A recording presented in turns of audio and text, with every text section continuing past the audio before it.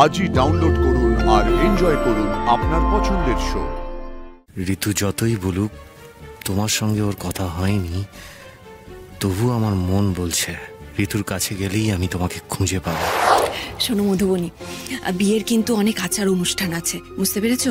কাল থেকে তোমাকে একটু উপোস থাকতে হবে, মানে ওই ভোরবেলায় দধিমঙ্গল দিয়ে শুরু হবে আর রাতে বিয়ের আগে অবধি এইটুকু সময়টা তুমি শুধু জল আর শরবত খেয়ে থাকবে, আর বাদ বাকি কিছু খেতে পারবে না। পারবে তো? অফকোর্স পারবো আন্টি, ভালোবাসলে সব পারা যায়। কি করছিস বোন? কোথায় তুই? এদিকে যে সাক্ষ্যদার আর একদিন পর বিয়ে হয়ে যাবে এই অসভ্য মেয়েটার সঙ্গে। তুই যদি সত্যি সাক্ষ্যদাকে ডিভোর্স দিতে না চাস, যদি বিয়েটা আটকাতে চাস, তাহলে তুই ফিরে আয়, তাড়াতাড়ি ফিরে আয় বোন। এদিকে যে সব শেষ হতে বসেছে। সাক্ষ্যদা,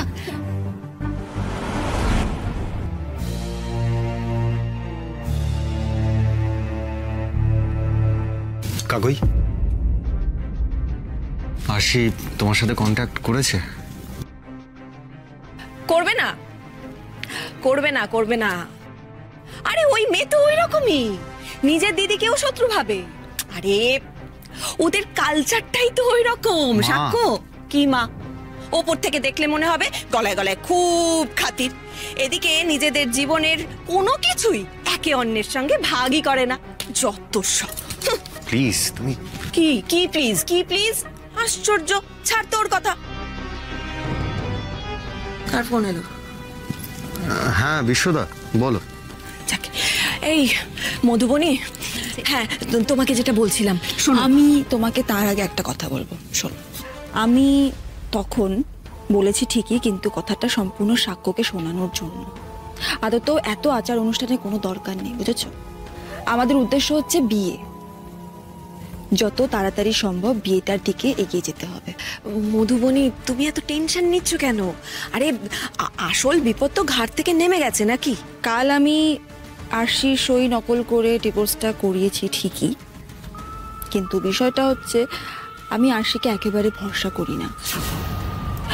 ও কখন কোন দিক থেকে ঝাঁপিয়ে পড়ে খেলাটা জাস্ট ঘুরিয়ে দেবে তুমি ধরতেও পারবে না। তাই জন্য বলছি, ফোকাসটা বিয়েতে করো, বিয়ের আয়োজনে নয়। ঠিক আছে, আচার অনুষ্ঠান করব না ঠিকই, কিন্তু মধুবনী তুমি কিন্তু বলেছিলে যে সাক্ষ্যকে মহা ধুমধাম করে বিয়ে করবে, মানে এটা তোমার শখ ছিল, বলো? ছিল, এককালে ছিল, কিন্তু সময়ের সাথে অনেক সময় আমাদের শখগুলোকে পাল্টে ফেলতে হয়। তাই করছি আমি, বিশ্বাস করো। এই মুহূর্তে আমার লাইফের প্রায়োরিটি হচ্ছে সাক্ষ্যকে যত তাড়াতাড়ি সম্ভব বিয়ে করা, গ্র্যান্ডারটা নয়। মা, হ্যাঁ আমি একটু বেরোচ্ছি। কোথায় যাচ্ছ?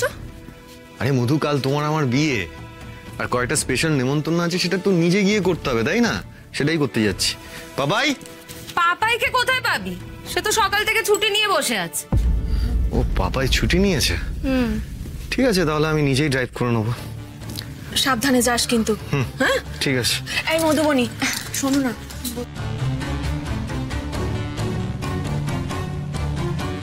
ঋতুর কালকে বলা কথাগুলো আমার মোটেও কনভিন্সিং লাগেনি। এদিকে পাপাইও নাকি গায়েব, নিশ্চয়ই আড়ালে কিছু একটা চলছে, কিন্তু সেটা যে কি তার খোঁজ লাগাতে হবে। ঋতু যতই বলুক তোমার সঙ্গে ওর কথা হয়নি, তবু আমার মন বলছে যে তুমি ঋতুর সঙ্গেই আছো আরশি। ঋতুর কাছে গেলেই আমি তোমাকে খুঁজে পাবো। কি বলছিস কি আরশি? ওই মধুবনী ম্যাডাম এত বড় ছকবাজি করেছে? আমি একটা কথা বুঝতে পারছি না, সাক্ষ্যদা এটা এত বছর ধরতে পারলো না। কি ডেঞ্জারাস মেয়ে রে বাবা।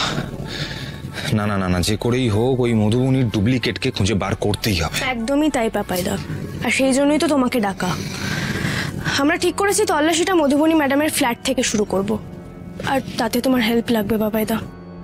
আমার হেল্প? তো এরকম তুই এরকম রিকোয়েস্ট করবি আমাকে? আরশি, তোর পাপাইদা সবসময় তোর সাথে আছে, ছিল, থাকবে। আর এমনিতেও ওই মধুমণিকে কেস খাওয়ানোর জন্য আমি এক পা এগিয়ে আছি। পুরনো হিসেবটা বরাবর করতে হবে। অনেকটা রাগ জমে আছে ওর বিরুদ্ধে।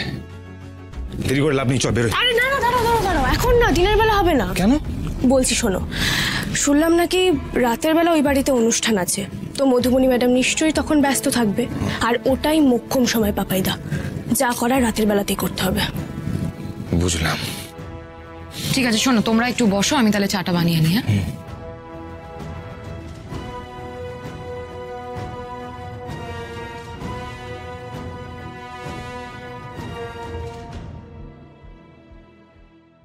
ভাই, আমি বুঝতে পারছি আর কত ঝড় সামলাবি একা। একটা শেষ হতে না হতেই আর একটা। কি করবো পাপাইদা, আমার কপালটাই এরকম।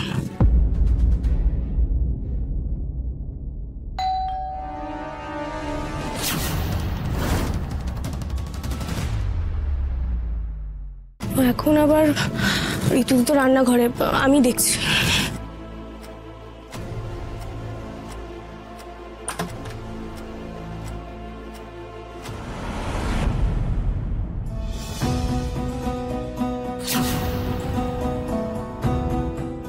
আরে সাক্ষ্য, তুমি এখন?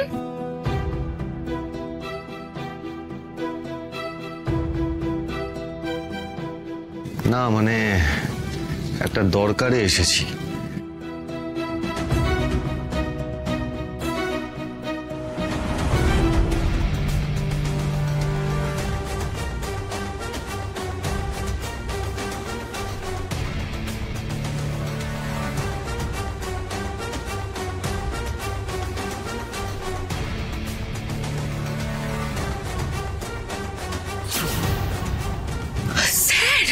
কে এলো গো? আর ঋতু তুমি, স্যার এসেছে, কি করবো এবার?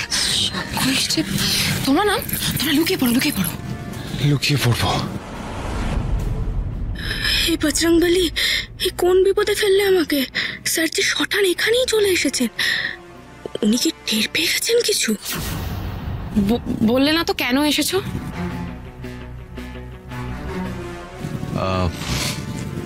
তুমি জানো নিশ্চয়ই মধুর সাথে কাল আমার বিয়ে, তাই তোমাকে নেমন্তন্ন করতে এসেছি। তুমি তো আমাকে ফোন করে দিলেই পারতে। হ্যাঁ,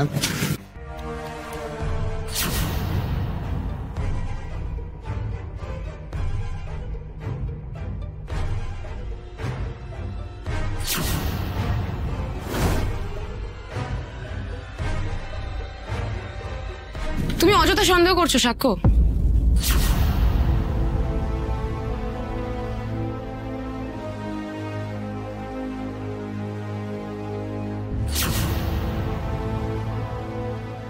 না মানে আসলে আমি খুব ভালো করেই জানি যে তুমি শুধুমাত্র আমাকে এখানে নেমন্তন্ন করতে আসোনি, আর তুমিও খুব ভালো করে জানো যে তুমি যদি মধুবনীকে বিয়ে করো সেটাতে আমি একদম খুশি হব না, তাই তোমার তো আমাকে নেমন্তন্ন করার কথা নয়।